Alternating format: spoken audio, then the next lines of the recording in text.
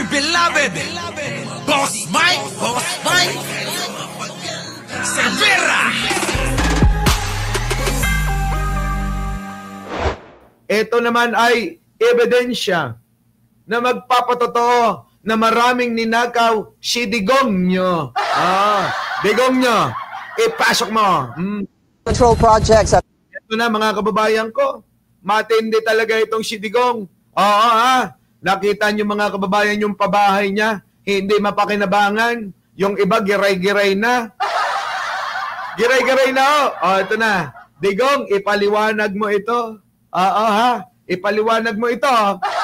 Hindi lang flood control projects at farm-to-market roads ang minumulto dahil sa Zamboanga City may ghost town din, daan-daang housing units na hindi pa rin mapakinabangan ng mga benepisyaryo. Kita nyo mga kababayan, sa Zamboanga mismo, sa Mindanao.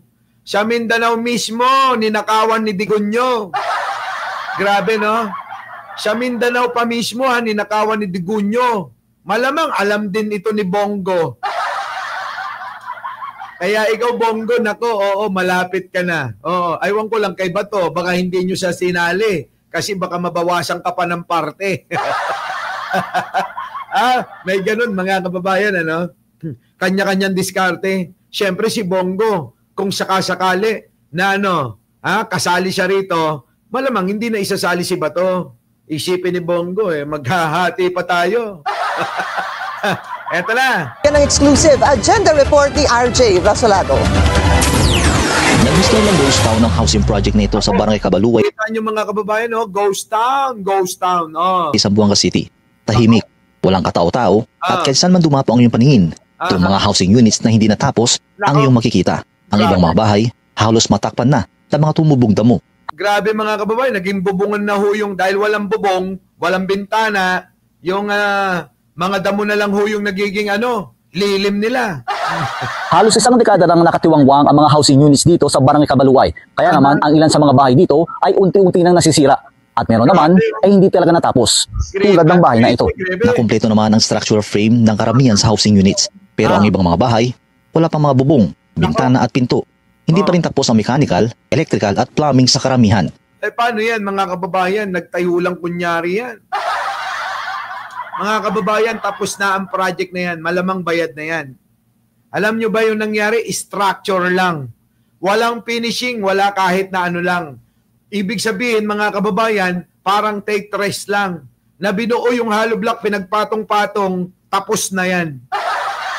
Alam nyo kung ano ibig sabihin nun? Malaki ang kinikback ng mga yan.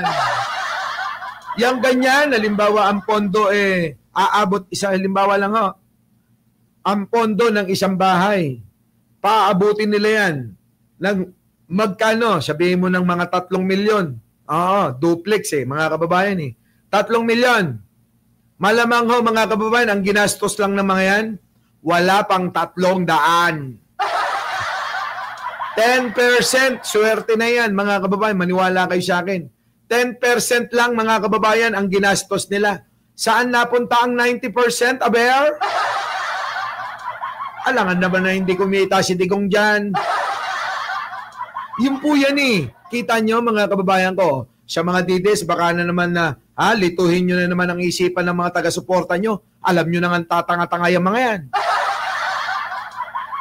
Project ito ni Digonyo, tandaan nyo na hanggang ngayon hindi pa rin natatapos. Ayon sa National Housing Authority, bahagi ang housing project na ito sa Government Employees Housing Program na pinondohan ng 100 million pesos noong 2020. Higit siya narang bahay sana ang... Kita nyo, kailan yan? Taong 2020, pinondohan. Itatayo dito sa mga kawani ng gobyerno at iba pang kwalipikadong individual. Pero 5 taon matapos mag-umpisa ang proyekto, nasa 103 housing units pa lang ang natatapos. At grabe naman, 103 sa dami, libo. Kita nyo mga kababayan ko, intindi So paano yan? Nasa 50 pa lang dito ang occupied. Tinig pa kasi mga palta, sir. Kuan kasi, sir, plano kasi del NHA is to tap Pag-ibig as financial arm para si completan units man take out kami na Pag-ibig kasi Duterte housing, sir, sa funding actually nag-aa. So since LNHA GOCC man LNHA, so LNHA tabus ka funds. May mga kulang po talaga. sa mga housing unit kasi nga ang plano ngayon ng NHA is to tap the Pag-ibig as our financial arm para kung makumpleto ang mga unit ay iti-take out namin ito sa Pag-ibig. Nako, grabe. Mabusisi kasi wala itong funding sa GAA. So since GOCC naman ang NHA, so ang NHA ang naghahanap ng pondo para matapos ito. Anong ginawa ni Digong, mga kababayan ko? Naiba nyo? Kita nyo? Ito ho, mga kababayan, ay pabahay pala sa mga kawani ng gobyerno. Tapos mga kababayan, anong ginawa ni Digong nyo? Iniwan ng basta-basta ito. Taong 2020, mga kababayan, na umpisahan, abay mga kababayan, kita nyo. Alangan naman si Pangulong Bongbong Marcos ang magtuloy niyan. Sabi ko nga sa inyo, huwag niyong uumpisahan kung hindi nyo kayang tapusin ang isang proyekto. Paano yung nyo flex-flex ninyo na, eto na, ginagawa na, ang ganda-ganda. Puti. Tapos wala naman natatapos. Eto na mga kababayan, isa pa, hindi lang ho yan, napabahay. Meron pa. Ano pa? Tingnan nyo mga kababayan ito. Mas malupit to. Ano yan? Pasok natin. Ayos na palikuran. At nabalot na ng makakapal na halaman. Iba ho uli ito. Baka sabihin nyo Boss Mike, pares lang yata yung pinakikita mong bahay. Siya nauna. Hindi ho. Lahat ng po pwedeng pagkakitaan gagawin nila. Nakuha nyo? Simple lang ho mga kababayan. Eto, papaliwanag ko sa inyo bilang entrepreneur. Bilang isang batang entrepreneur. Hindi, Boss Mike. Bilang matanda na senior citizen na entrepreneur. Mga kababayan ko. Kita nyo ang style ni Digong. Build dito, build dito, build dito. Kita nyo? Pero mga kababayan, walang natatapos. Ang ibig kong sabihin na panuntunan ng isang totoo, magaling, mahusay na entrepreneur, hindi mo iiwan yung isang proyekto hanggat hindi tapos bago ka tumalon.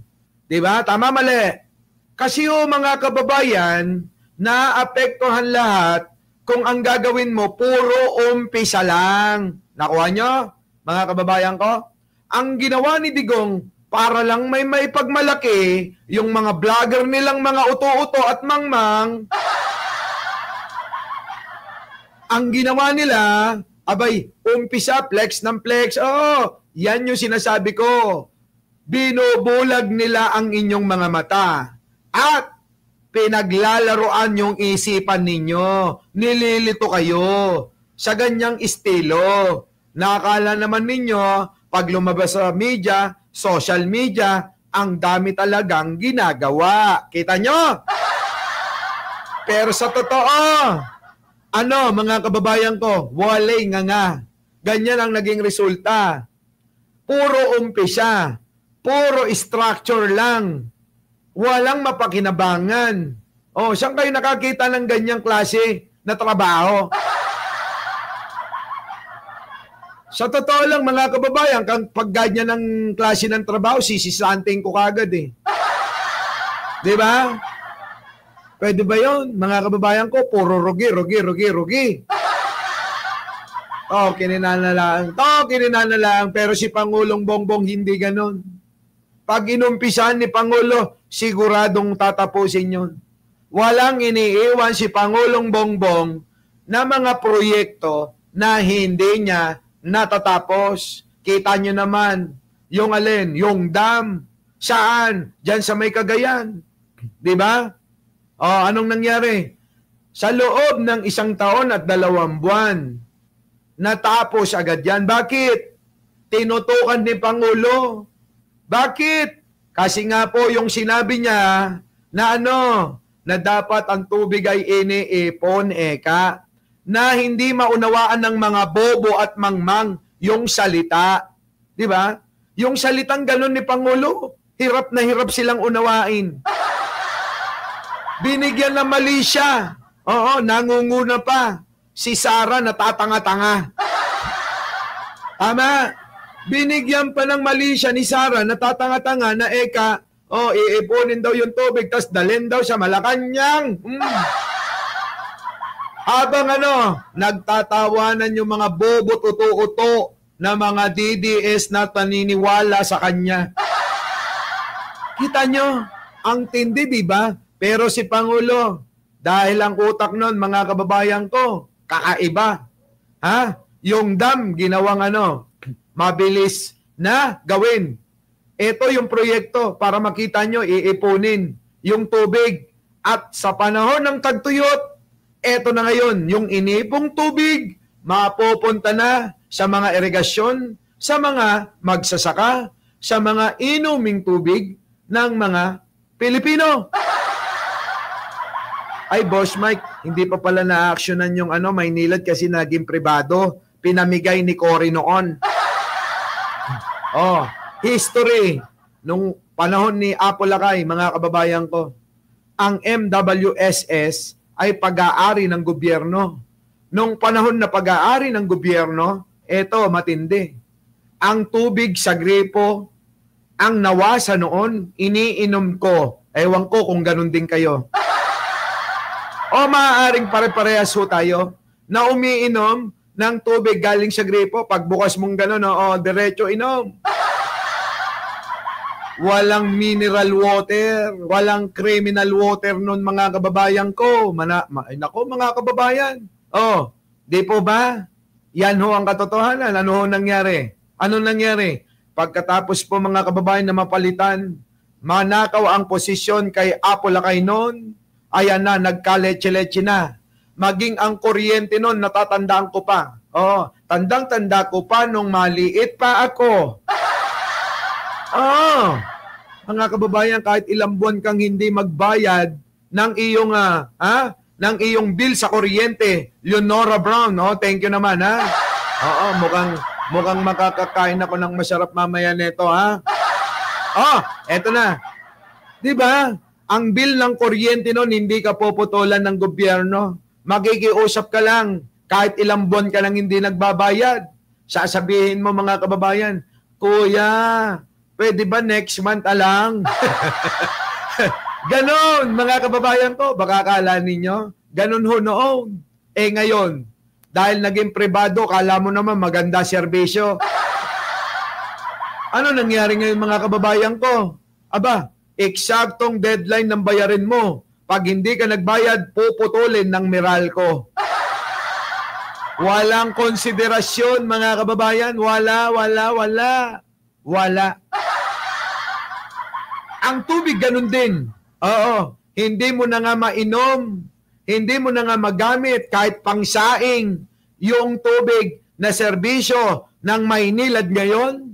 Mga kababayan ko, matindi pa yung patakaran nila sa paniningil ng tubig.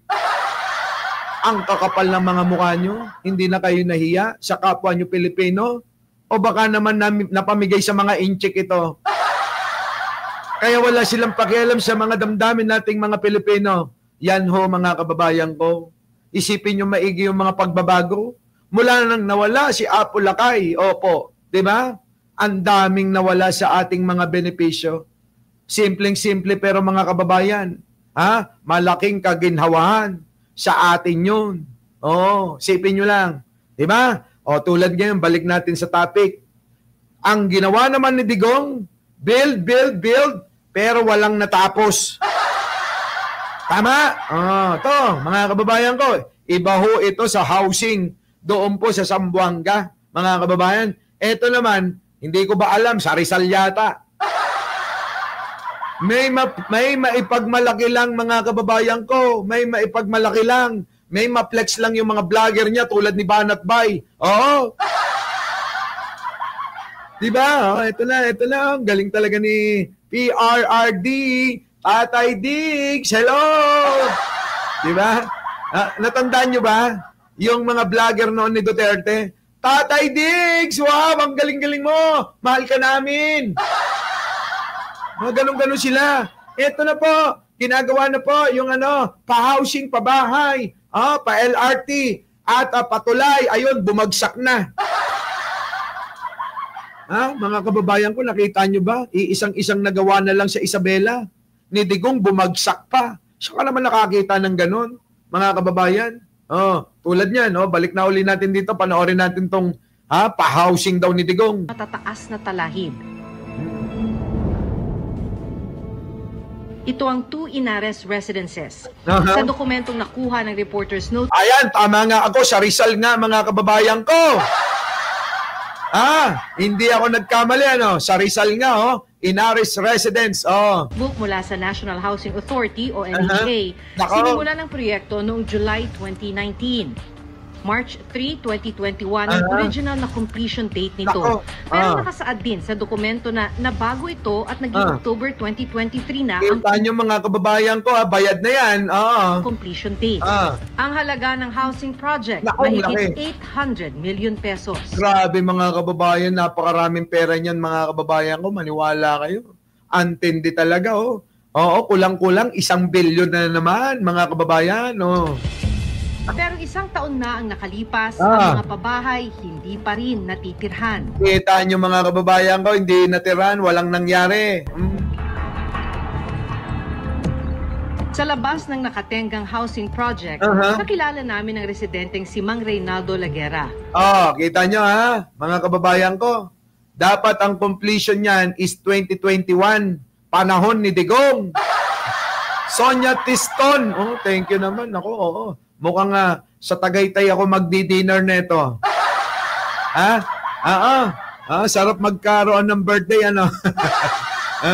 tuloy. 30 taon na siyang naninirahan bilang isang magsasaka sa Barangay Pinugay. Basta wala pang pandemic, nag-uumpisa na yun. Si Mang Reynaldo nagtataka rin kung bakit wala pang nakatira sa pabahay na ito. Marami nagpupunta dyan pag tingin lang siguro. Nag-inquire lang yata Kasi mula noon, hindi naman bumalik. At saka wala naman tumira dyan. Walang tumira mga kababayan. Kung kita nyo, walang bubong, walang kahit na walang inodoro, walang lababo, walang tiles. Lahat mga kababayan, pati pinto. Teston! Sorry naman, Sonia, Teston. Sorry. Ilocano ko, Ilocano. Teston, sorry naman, ayan. Dali, isa pa, babasahin ko. Teston. Budol yan, Boss Mike. Birthday mo, So, kita nyo, isa pa. Baka akala nyo nasa probinsya lang yung mga project ni Digong na hindi natatapos. Meron din. Dito sa Caloocan. Ewan ko kung kumita si ano dyan. Yung maliit. Glenda Ducot. Thank you naman. Ito. Glenda Ducot. Thank you. Di ba mga kababayan ko? Dito, sa may, dito, ano ba yan? Yung maliit na mayor dyan? Sino yun? Sonia Teston. Teston. Sino yun?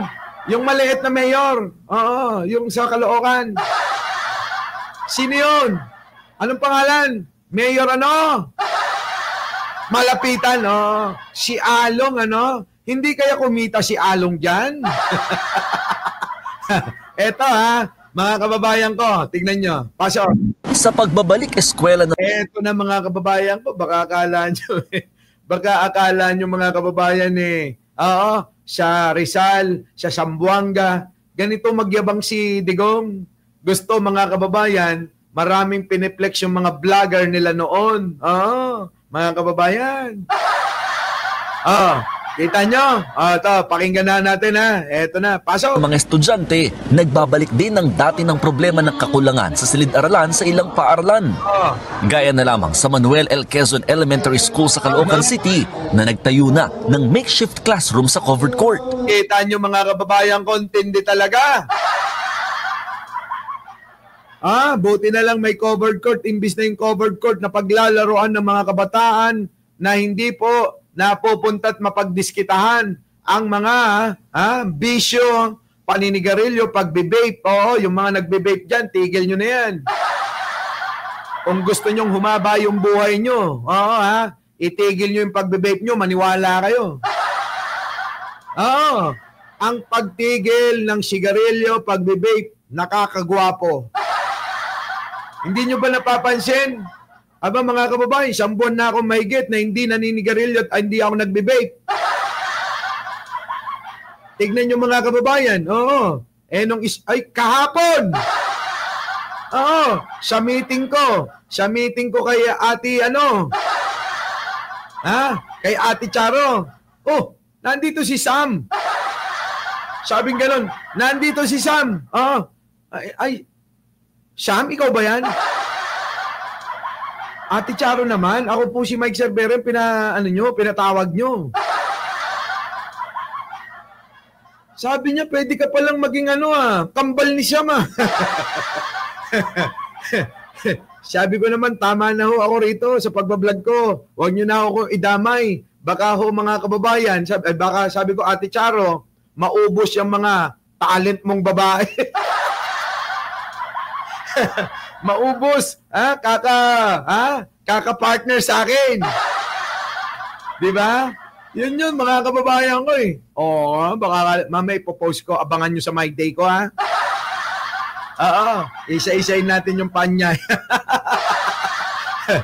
Eto na. Uy, along. Totoo, ulitin ko lang, mga kababayan, ha? Seryoso. Mga kababayan, magiging advokasya na natin yung pong pagtitigil ng paninigarilyo at pagbe-vape.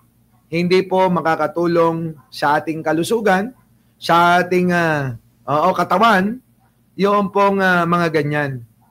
Kung inyo pong mapapansin, sabi ko nga sa inyo, matagal nyo na akong hindi nakikita na naka-live na hindi ho ako nagbe-vape. Ano po? Kasi nga po mga kababayan ko, ako po ay, chat ko na lang sa inyo. At ngayon po mga kababayan, nakakapangit daw yung paninigarilyo. Kaya yun, sabi ko naman sa personal doctor ko, shoutout kay Doc Alan. Doc Alan, sabi niya, tigil mo yung pagbe-vape mo. Doc, wala bang ito? Wala bang ibang panghalili? Wala, lahat tigil mo. Sabi ko naman, bakit ba Doc? Gusto mo bang humaba buhay mo? Syempre naman Doc, di ba? Di ba? Mga kababayan ko, sige, tigil mo na yan. After mga 1 buwan mahigit, mararamdaman mo pagbabago. Magiging sharp ka mag-isip uli at kikinis ang balat mo. Paano? Dapat pala, siguro. Sabi ko naman kay Doc, paano yung mga, yung mga vlogger na hindi naman naninigarilyo, pero yung mga itsura ang dudugyot at ang papangit nila. Sabi ni Doc, huwag kayong masasaktan ha. Sabi ni Doc, huwag kayong masasaktan, pakisabi na lang ha. Sabi ni Doc, inborn nila yon.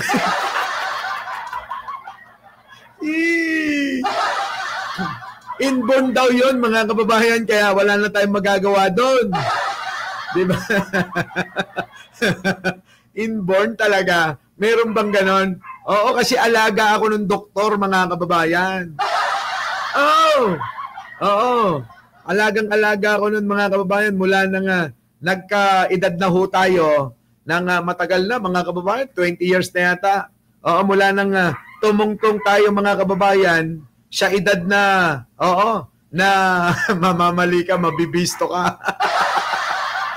Sa edad na 40, ayun na po yung naging doktor ko eh. Mga kababayan, next year, 61 na tayo. Putik na yan, malapit na tayo mag-70, mga kababayan, 70 years old na tayo. Ilang panahon na lang. Bababay na tayo sa mundong ibabaw. Di ba, no? Tindi. Ito na. Along. Kumita ka ba rito? Tanong ko lang naman kung kumita ka. May mga classroom kasi kung saan bumagsak na ang kisame dahil sa kalumaan. Ang iba naman, napinsala dahil sa malalakas na ulan. Hindi tuloy maiwasang mangamba ng ilang magulang. Sana maayos mo na yung classroom para yung mga bata naman maging pagpasok nila, mabuhayin naman sila ng loob na sipagin sila na parang hindi sila, parang gusto na nila umuwi. Sa huling bilang ngayong araw, may mahigit 4,000 enrollees sa Manuel L. Quezon Elementary School. Mga kababayan ko, dami Halos kasing dami na raw yan ng bilang ng enrollees bago magpandemya. Hindi rin daw malabo na mahigitan pa yan dahil sa late enrollees. Kaya ang principal, no choice kundi magpatupad ng 3 shift sa ilang grade level. Doon naman po sa mga 3 shift na mga grade level. Usod natin dito. Ito. Sa Department of Education, kakulangan sa classroom din ang hinaharap na problema ng mga eskwelahan sa iba pang rehiyon. 2 linggo bago ang pagsisimula ng panibagong school year, kulang pa rin ang mga classroom sa Metro Manila at Calabarzon. Ayon kay DepEd spokesperson Attorney Michael Poa, may mga eskwelahan pa kung saan nasa 68 estudyante ang magsisiksikan sa isang classroom. Panahon ho yan ni Sara Duterte. Kita nyo mga kababayan ko, tapos nagmamalaki si Sara. Sabi ni Sara, wala nang accomplishment si BBM mula nang mawala ako. Naalala nyo yun? Naalala nyo yun mga kababayan ko? Yung sinasabi ni Sara yon? Sabi niya mga kababayan ko, wala nang accomplishment si BBM mula nang mawala ako. Mga kababayan, Yun po yun Yung sinasabi ni Sara. Sino? Boss Mike, ito, si Sara. Nasaan na yun? Wait lang. Kukunin lang natin si Sara, mga kababayan ko. Ang kapal ng mukha niya, di ba? Alam niyo mga kababayan, mukhang malakas ang tama. Speaking of tama, mga kababayan ko, Itong anak ni Kim Atienza, nalulungkot ho ako. Lungkot na lungkot ho ako dyan, mga kababayan. Sa totoo lang. Bakit ho kanyo, mga kababayan ko? Batang-bata pa ho, kita nyo, pumanaw na ho. Siya murang edad, mga kababayan. Ibang klase. Ano po? Ibang klase. Ito na, wait lang. Ito pa, wait lang, Boss Mike. Ito pa. Yan. Ito. Yan. Tapos, out na tayo. Yan. Ito na. Yan. Di ba? Sino nakaalala nun? Yung pong anak ko ni Kim Atienza, pinapanood ko sa TikTok yun Di ba no? Biruin nyo, binuli daw ng mga DDS kaya nagkaganon. Biruin nyo, patay na. Abay, binabanatan pa rin, no? Ganun nung kamangmang yung mga yan. Basta DDS talaga, walang gagawing mabuti, mga kababayan. Biruin mo, namatayan ka na. Namatay na yung tao. Binabanatan pa rin nila. Ang kakapal talaga ng mukha, no? Our beloved Boss Mike!